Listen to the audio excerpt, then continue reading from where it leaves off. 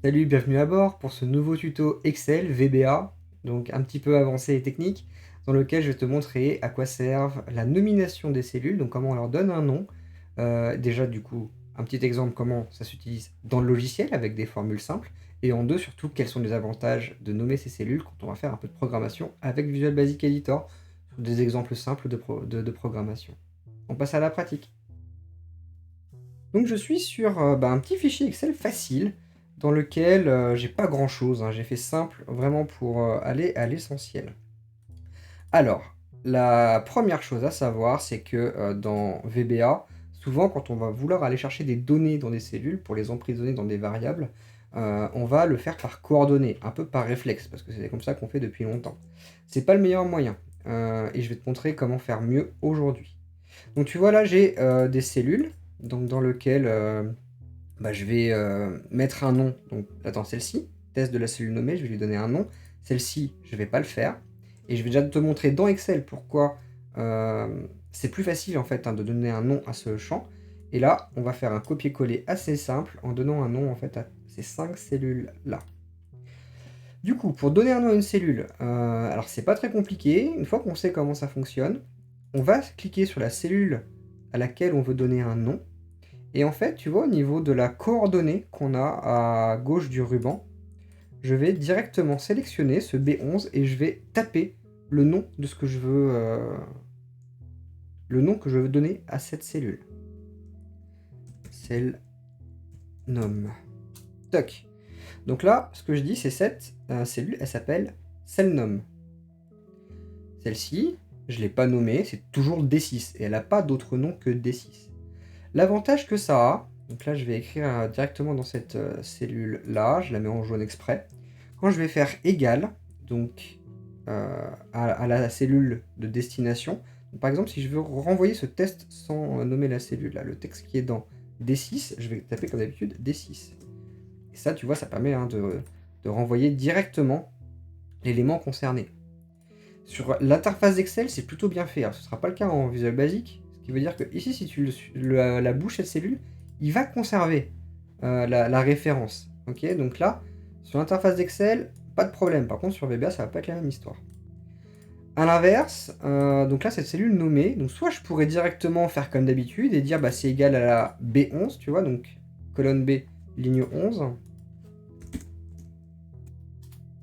Quel cas, ça renvoie bien test cellule nommée.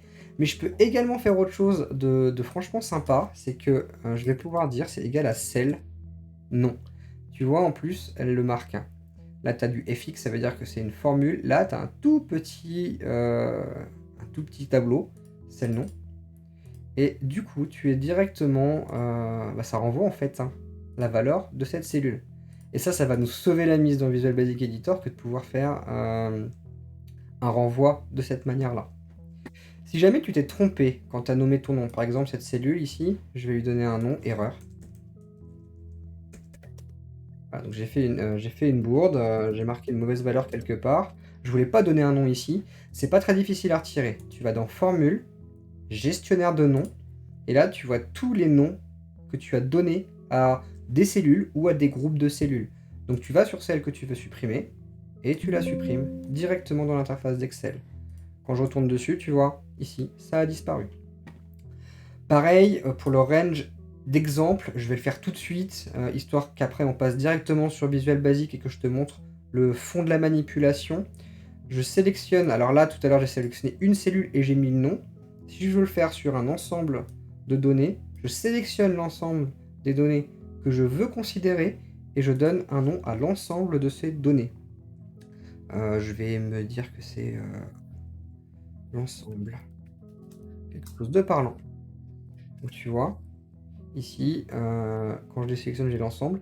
Pareil, un autre avantage, donner des noms, c'est que si tu déplies le chevron, tu as accès en fait directement là aux cellules que tu as souhaité enregistrer. Donc là, c'est complètement indépendant en fait des coordonnées de cellules. Tu peux aller chercher le champ qui t'intéresse. Donc voilà pour la partie interface d'Excel. Donc ensuite, je vais aller dans VBA, Visual Basic Editor.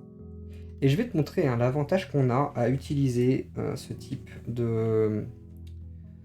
d'astuce. Ce message, Donc en fait, je vais faire juste l'affichage d'une petite fenêtre. D'ailleurs, je te renverrai le tuto pour savoir comment on fait cette manipulation, pour envoyer une petite fenêtre surgissante. Je vais envoyer une petite fenêtre qui va juste reprendre le texte des cellules que je viens d'identifier. Donc pour faire ça, hein, la formule est toute bête, tu mets n'importe quoi, une variable, donc moi je mets même A, est égal à msgbox, entre parenthèses. Et là, en fait, le prompt, on va renvoyer la cellule à laquelle on souhaite faire référence. Donc là, c'est range. Et tu peux directement marquer l'adresse de la cellule. Donc ça veut dire que là, je vais marquer le D6 de la cellule de destination. Il me manque une parenthèse. Voilà. Je vérifie juste la coordonnée. Est sûr qu'elle n'a pas bougé. Là, je suis en D7. J'ai bien fait de vérifier. Donc, regarde, là, je suis en D7. Donc, je vais modifier ça sur mon code VBA. D7. Ok. Donc là, j'exécute ma formule, F5. Et tu vois que dans ma message box, j'ai bien test sans nommer la cellule qui est apparue. En référence à cette cellule D7.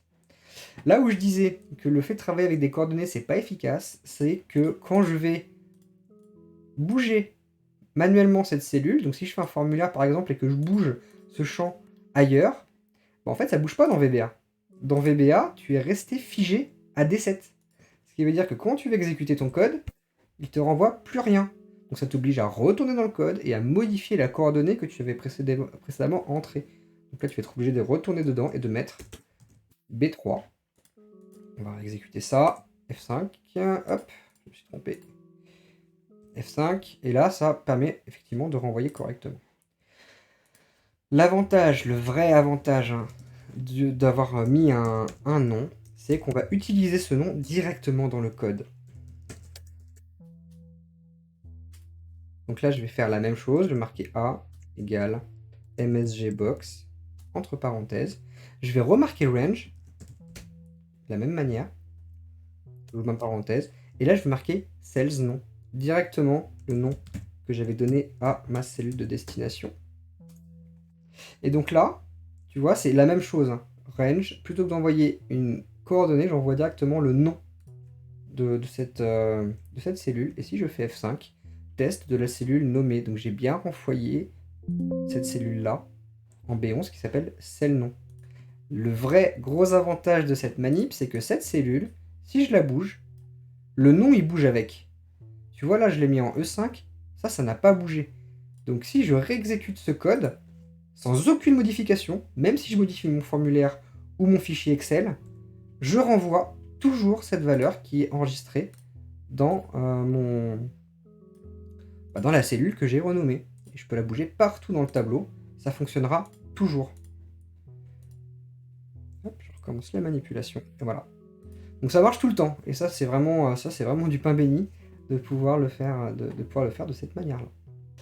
Dernier exemple, on va vouloir faire un copier-coller, donc facile hein, de ces éléments-là. Donc pour ça, on va pouvoir utiliser tout ce qu'on a appris. Donc là, j'ai l'ensemble de mes données. Là, je vais mettre un autre nom d'ailleurs, pour que ce soit encore plus facile en termes de manipulation. Collage. Doc. Et du coup, dans mon code, ça me permet de ne jamais déclarer de coordonnées. Je vais tout pouvoir programmer directement comme ça, avec des noms d'entités. Sub copier-coller. Et du coup, je vais dire range, entre parenthèses. Donc c'était, il faut que je retrouve ça, l'ensemble. Donc vraiment, il faut naviguer entre les deux. Hein.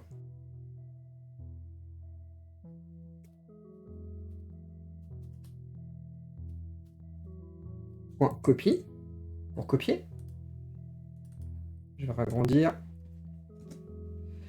Je vais dire qu'on va aller sélectionner cette cellule ici, qu'on appelle collage. Je vais aller sélectionner ça.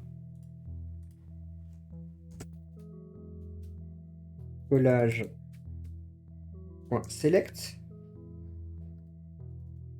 Pour aller le chercher. Et je vais dire selection, donc sélection. .past xl past values, parce que je ne veux pas copier la mise en forme, je veux juste les valeurs. Ok, donc sélection, point past, XL paste value. Tu vois là, il n'y a aucune coordonnée. Il n'y a aucune coordonnée de cellule, il y a juste des rangs qui sont nommés. Ok, donc ça veut dire que peu importe où est-ce que je bouge derrière, l'ensemble de ce programme va bouger. Et ça, c'est vraiment top de pas avoir à... C'est vraiment top de pas avoir à se recoller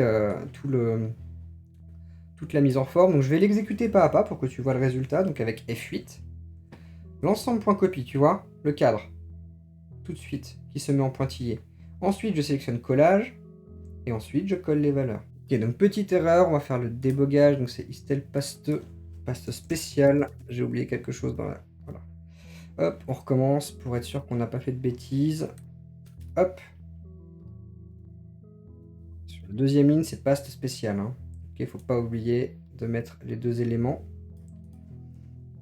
F8. Donc voilà, toujours, je recommence. Je copie mon rang. Je sélectionne mon collage. Et je colle l'ensemble des valeurs. Et du coup, vraiment, l'avantage, et je te montre que c'est pas que c'est vraiment hyper efficace. Je modifie mon fichier Excel, je mets ça n'importe où dedans, parce que bah voilà, la forme me plaît plus si je le mets comme ça. Quand je vais réexécuter mon code, je n'ai rien besoin de faire.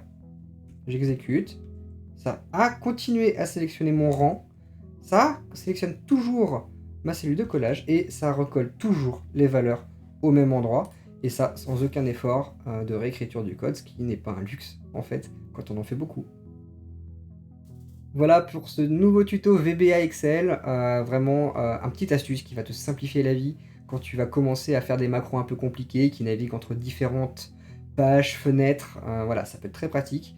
Ça permet de figer des noms de cellules et de toujours faire référence à celles-ci quand tu codes, et du coup à t'éviter de devoir réécrire des coordonnées un peu partout dans tes macros VBA. Si ça t'a plu, abonne-toi à la chaîne, c'est très très important pour moi de faire grandir la communauté, et ça grandit bien d'ailleurs, donc je remercie d'ailleurs tous ceux qui me suivent sur ma chaîne, ça fait chaud au cœur. Et du coup, on va continuer à envoyer de nouveaux tutos sur VBA dans un avenir proche. On se dit à bientôt pour un prochain tuto. Ciao.